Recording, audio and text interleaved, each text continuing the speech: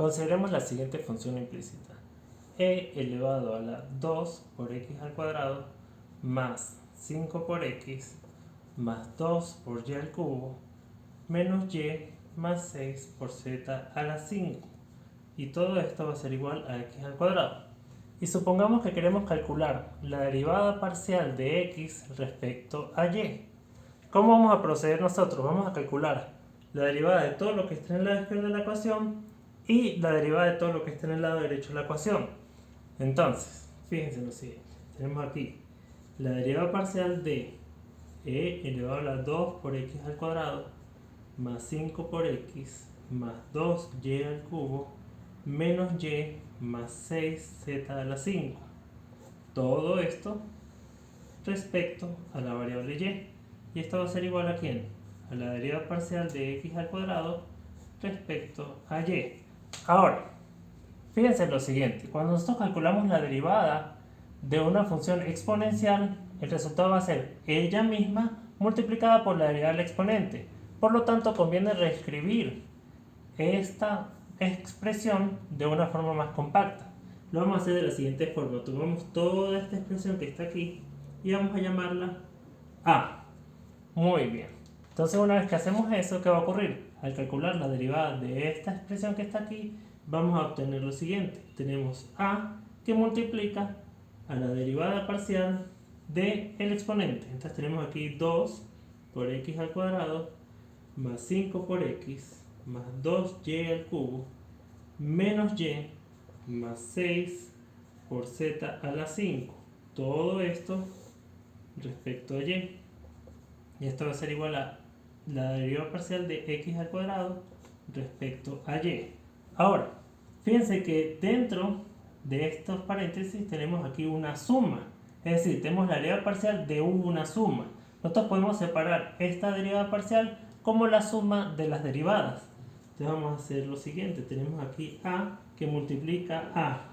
Abrimos paréntesis y tenemos derivada parcial de 2 por x al cuadrado respecto a y más la derivada parcial de 5 por x respecto a y más la derivada parcial de 2y al cubo respecto a y menos la derivada parcial de y respecto a y más la derivada parcial de 6 por z a la 5 respecto a y igual a la derivada parcial de x al cuadrado respecto a y.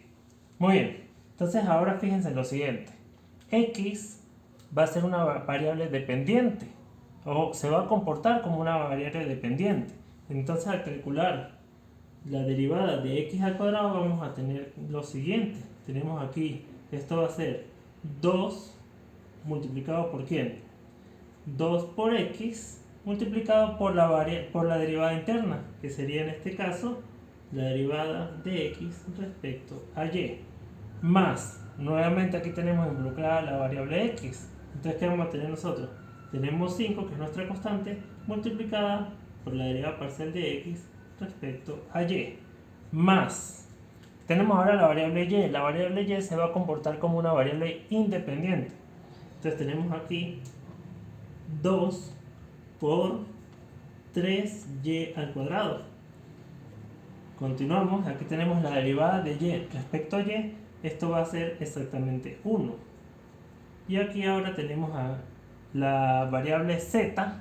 Entonces fíjense que z no está involucrada en la derivada. Entonces ya va a permanecer fija. Y al permanecer fija se va a comportar como una constante. Entonces tenemos que la derivada de 6 por z a la 5 es como tener la derivada de una constante. Y la derivada de una constante es 0. Muy bien. Ahora tenemos aquí la derivada de x al cuadrado. Entonces la derivada de x al cuadrado, ¿cuál va a ser? 2 por x por la derivada parcial de x respecto a y. Muy bien, muy bien.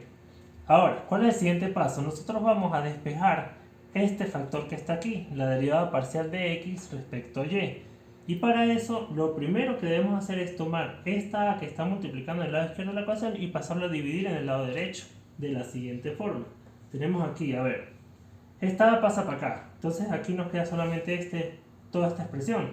Tenemos 2 por 2, 4. Entonces esto va a ser 4x por la derivada parcial de x respecto a y, más 5 por la derivada parcial de x respecto a y. 2 por 3 es 6, tenemos 6y cuadrado, menos 1, igual ¿a quién? Ahora tenemos 2 por x dividido entre a, multiplicado por la derivada parcial de x respecto a y. Muy bien, continuamos con otra página. Ahora, ¿qué va a ocurrir aquí? Nosotros vamos a agrupar del lado izquierdo de la ecuación todos los elementos que multiplican a la derivada parcial de x respecto a y.